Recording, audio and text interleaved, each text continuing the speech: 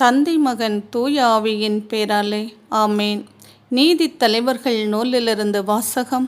அதிகாரம் 8. இறை வார்த்தைகள் 23. கிதியோன் அவர்களிடம், நான் உங்களை ஆளமாட்டேன், என் மகனும் உங்களை ஆளமாட்டான், ஆண்டவரே உங்களை ஆள்வார் என்றார். இது ஆண்டவர் வழங்கும் அருள்வாக்கு. இறைவா, உமக்கு நன்றி. கடவுள் நமக்கு அடைக்கலமும் ஆற்றலுமாய் உள்ளார். இடுக்கண்ணுற்ற வேளையில் நமக்கு உற்ற துணையும் அவரே. ஆகையால் நிலவுலகம் நிலை குலைந்தாலும், மலைகள் ஆழ்கடலில் அதிர்ந்து நடுங்கினாலும், கடலின் அலைகள் கொந்தளித்து பொங்கினாலும், அவற்றின் பெருக்கால் குன்றுகள் அதிர்ந்து நடுங்கினாலும் எங்களுக்கு அச்சம் என்பது இல்லை.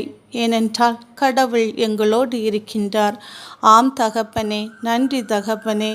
எசப்பா, கிதியோன் கூறியதை போன்று எசப்பா, எங்களுடைய நாட்டை ஆள்வதற்கு நல்ல தலைவர்களை நீர் தேர்ந்தெடுத்து தருவதற்காகவும், அவர்கள் எங்களை ஆளாமல் அவர்கள் வழியாக நீர் எங்களை ஆள்வதற்காகவும், அதனால் எம்முடைய தேசம் மகிழ்ச்சியின் தேசமாய் மாறுவதற்காகவும், எல்லா நன்மைகளும் பூரணமாய் கிடைக்கிற தேசமாக மாறப்போகிற கிருபைகளுக்காக நன்றிகள் அப்பா. ஆமேன்.